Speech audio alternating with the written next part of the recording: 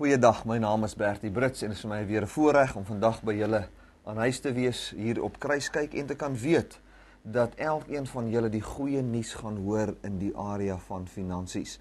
Ek wil onder julle aandag bring dat jy kan gaan na ons webwerf dynamicministries.com en daar onder Wordwell, die Afrikaanse gedeelte, kan jy al ons boodskappe gratis aflaai in Afrikaans ook. Goed, ons kyk na finansies, ons gaan na Matteus hoofstuk 6 en ons lees net vandag ons grondslagskrif waarop ons hele finansiële voorsiening baseer, dit wat die Here vir ons kom doen het, Matteus 6 vanaf versie 24. Hy sê, niemand kan twee Here dien nie, want of hy sal die een haat en die ander lief hê, of hy sal die een aanhang en die ander een verag. Julle kan nie God en Mammon dien nie. Daarom sê ek vir julle, moet julle nie kwel oor julle lewe, wat julle sal eet, wat julle sal drink nie, of oor julle liggaam, wat julle sal aantrek nie.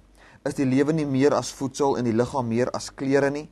En hier is vir my die grootste vers 26, en hy sê daar, kyk na die voëls van die hemel. Hulle saai nie, en hulle maai nie, en hulle bring nie in skure by mekaar nie, en tog voed julle hemelse Vader hulle. Is julle nie baie meer werd as hulle nie? Wie tog onder julle kan deur om te kwel, 1 el by sy lengte voeg? En wat kwel julle heel oor klere? Let op die lelies van die veld hoe hulle groei. Hulle arbei nie en hulle spin nie. En ek sê vir julle dat selfs Salomo in al sy heerlikheid nie bekleed was soos een van hulle nie. Is dit nie 'n wonderlike teksgedeelte wanneer dit kom by ons versorging nie? As ons 'n bietjie aanlees, dan sal jy sien, hy sê daar, soek alleeers die koninkryk van God en sy geregtigheid, en al hierdie dinge sal by jou bygevoeg word. So mense, daar is 'n sleutel wat die Here vir ons hier gee oor finansies. Hoe gaan ons finansiëel geseënd wees? Hoe gaan ons in die seën van die Here lewe? Baie eenvoudig, deur die hele voorsieningssaak maar oor te laat vir Jesus en vir God die Vader, wat waarde heg aan ons. Dis hoe jy dit doen. Nie deur te kyk watter 5 beginsels in die skrif kan ek toepas, sodat die Here my kan seën nie. Die seën van die Here werk op 1 beginsel, en dis die beginsel dat God homself geïnkarneer het in 'n menslike liggaam in. Daai mens was genoem Jesus Christus, vandag nog Jesus Christus. Hy het gesterwe vir ons, hy het arm geword vir ons, deur sy armoede finansiëel, het daar vir ons finansiële rykdom gekom. So, dis die beginsel wat God toegepas het om finansiële seën vir die mensdom te kry. Dan is daar 'n ander beginsel wat ons toepas om toegang te hê tot dit wat God daar gedoen het. En dit is om met vrymoedigheid nou te kom en dit in ontvangs te neem deur net te glo dat hy dit vir ons gedoen het. Nou mense, ek weet nie om dit duideliker uit te spel vir jou nie. Dit is die beginsel. Hier kom Jesus self. Mense, kyk, hierdie is, as jy nou 'n Engelse Bybel het, dan gaan jy sien, dis in rooi geskryf. Dit sê baie duidelik, hoor jy, hy sê, daarom sê ek vir julle, moet julle nie kwel oor julle lewe, wat julle sal eet en wat julle sal drink nie, of oor julle liggaam, wat nie sal aantrek nie. Daar sê Jesus self, die seun van die lewende God sê, moenie bekommerd wees daaroor nie.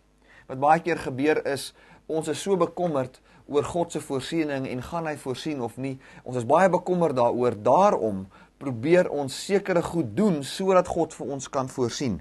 Daar's niks wat jy hoef te doen sodat God vir jou voorsien nie.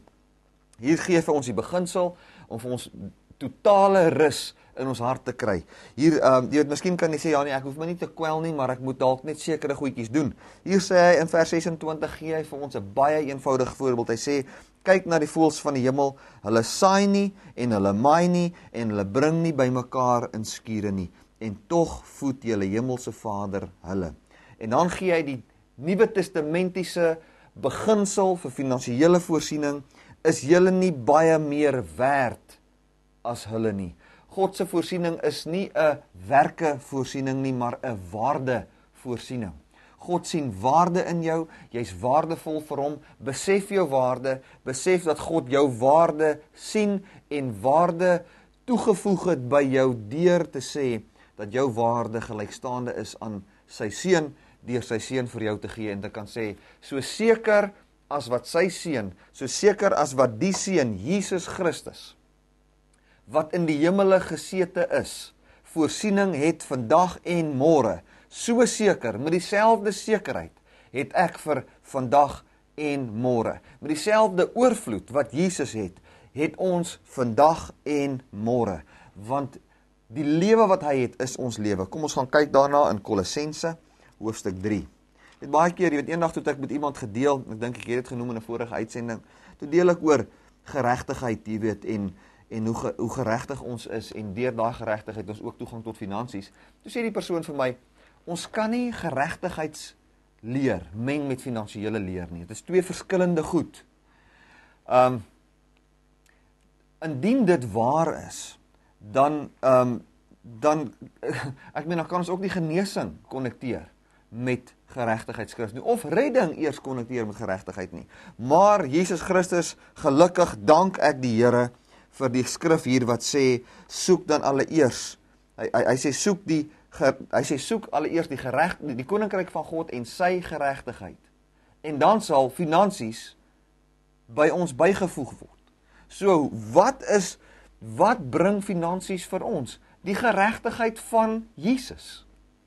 Hy sê, soek allereers die koninkryk van God en wie se geregtigheid? Sy geregtigheid. En al hierdie dinge sal by ons bygevoeg word. Kom ons lees net daai gedeelte weer en dan kan ons gou gaan kyk na Kolossense. Hoor mooi wat sê hy hier. Hy sê, as God dan die gras van die veld, wat vandag daar is en môre in die oond gegooi word, so beklee, hoeveel te meer vir julle klein gelowiges? Daarom moet julle heel nie kwel en sê, wat sal ons eet, of wat sal ons drink, of wat sal ons aantrek nie. Want na al hierdie dinge soek die heidene, want julle hemelse Vader weet dat julle al hierdie dinge nodig het. Maar soek eers die koninkryk van God en sy geregtigheid, en al hierdie dinge wat die heidene soek, wat ons moet aantrek, en wat ons eet, en waar ons bly, alle type van goeder, sê hy, sal vir julle bygevoeg word. Kwel julle dus nie oor môre nie. Is dit nie wonderlik nie? So, ons hoef ons nie te kwel nie. God het waarde, daar's twee wonderlike goeders. Hy sê dat ons is waardevol vir hom. Ons werke bepaal nie sy seëning nie. Ek sê daardeur, jy mag nie 'n werk hê nie. Ek sê, ons hoef nie geestelike werke te probeer doen, om God te beïndruk, om die werk wat ons doen te seën nie. Jy moet 'n werk hê. Werk, want dit is die kanaal waardeur die Here die seëning wat aan die kruis plaasgevind het vir ons manifesteer. So jou werk sal geseënd wees. Jou salaris sal geseënd wees. Jou verhoging sal geseënd wees. Dit wat God vir jou doen sal geseënd wees. So, dit is wat ek vir jou wil sê. Besef hierdie een ding oor en oor en oor. Dat hy voorsien vir jou op die basis van jou waarde vir hom. Eerste ding. Tweede ding, hy weet dat jy behoefte het aan daai goed.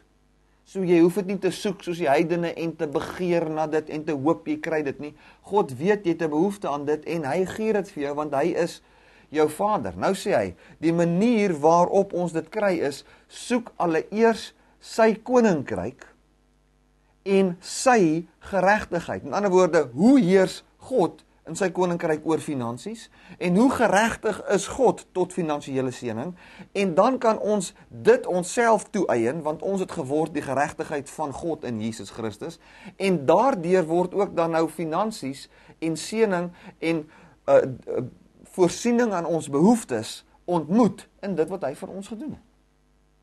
Amen.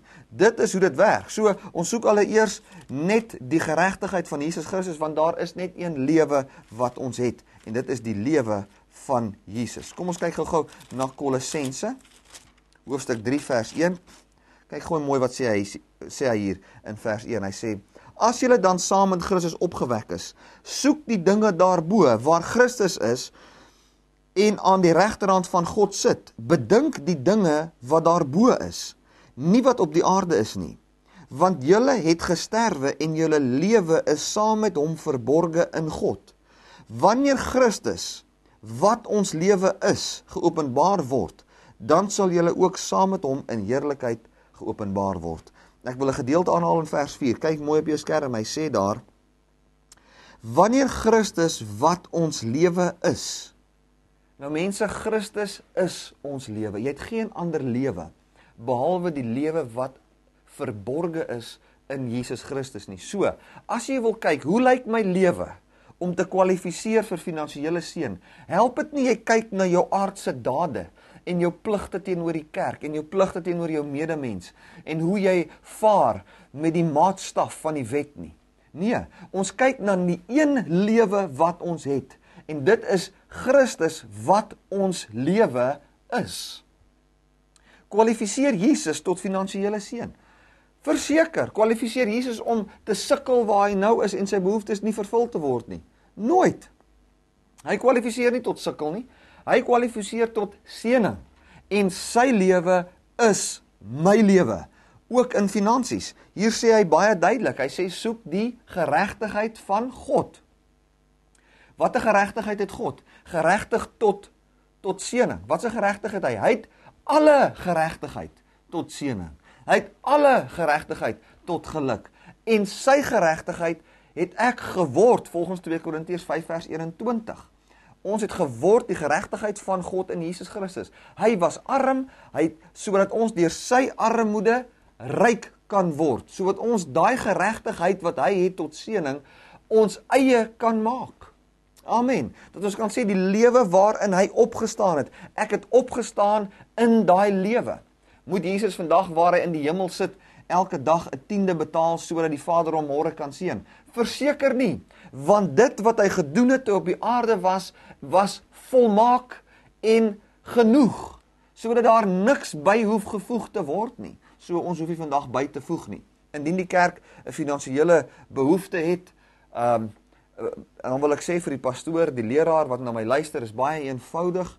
Gaan na die Here, maak daai behoefte bekend aan God, rus jou gedagtes in wat die Here gesê het, deel die visie van jou gemeente, die visie wat jy op jou hart het met jou gemeente, die mense wat in hulle harte voel om dit wel te ondersteun, laat hulle dit ondersteun.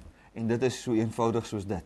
Ons hoef nie mense onder druk te plaas om die visie te doen nie. Ons hoef dit nie te doen nie. Die Here werk in mense se harte. Ons moet ook besef dat mense behoort nie aan ons nie. Ek is 'n predikant, jy wat na my luister, jy behoort nie aan my nie. Jy behoort net aan een persoon en dit is aan God. En ek wil met jou werk asof jy nie my besitting is nie, maar die besitting is van die lewende God. Prys die Here. En ek voel dat dit is hoe ons vrygemaak gaan wees, om te kan besef die waarde van 'n persoon. Besef jou waarde. Besef hoe die Here vir jou voorsien op grond van daai waarde. Kom ons gaan gou na Filippense 4 toe. Filippense hoofstuk 4, 'n kragtige skrif wanneer dit kom by finansies. Filippense 4 en ons kan hier kom ons lees vanaf vers 10. Ek het my grootliks verbly in die Here, dat julle nou uiteindelik weer opgeleef het om aan my belange te dink. Hy sê hier, ek is so bly dat julle, dat daar weer oplewing gekom het in julle harte, om te kan besef, dat ek ook voorsiening nodig het, en dat julle nou vir my gegee het. Waaraan julle ook gedink het, maar julle het die geleentheid nie gehad nie. So hy sê daar, julle het daaraan gedink, maar julle het nie die geleentheid gehad om dit wel te kan gee nie. En dit is nou nie, hy het nie 'n geleentheid gehad in die sin soos wat ons vandag dink, hy het nie 'n geleentheid gehad nie. Daai tyd het die een ou in die een dorp gebly, 'n ander ou in die ander dorp gebly. Paulus was dalk in die tronk. Hulle het nie 'n geleentheid gehad om die goed by hom uit te kry nie, hulle wou dit wel gee. En Paulus noem dit ook hier. Hy sê nie dat ek, hoor mooi wat sê hy, nie dat ek uit gebrek sê nie, want ek het geleer om vergenoeg te wees met die omstandighede waarin ek is. So wat sê Paulus is die voorsiening van wat hy het, wat alle gebrek wegneem? Hy sê hier, ek praat nie uit gebrek nie. Die Engels sê, not that I desire your gift. Hy sê, ek praat nie nou hier om te kan sê, wel, ek is so bly jy het gegee, want ek het 'n groot gebrek gehad nie. Hy sê, nee, my gebrek was weggeneem. Hoe was die gebrek weggeneem? Hy sê, want ek het geleer om vergenoeg te wees. Nou mense, ek wil vir jou hier 'n groot sleutel gee in finansies. Jou gebrek word nie weggeneem deur jy wat nou geld kry nie. Jou gebrek word weggeneem deur jy wat die openbaring kry om gelukkig te wees met wat jy het. Nou kan jy sê, Bertie, dit is nou 'n arme mans mentaliteit. Wel, dan Paulus baie erg aan dit gelei. Paulus sê hier, luister mooi, hy sê nie dat ek uit gebrek sê nie. Wat sê hy? Hoekom het ek geen gebrek nie? Hy sê nie, want ek het by iemand anders ook 'n R5000 gekry nie. Hy sê, want ek het geleer om vergenoeg te wees met die omstandighede waarin ek is.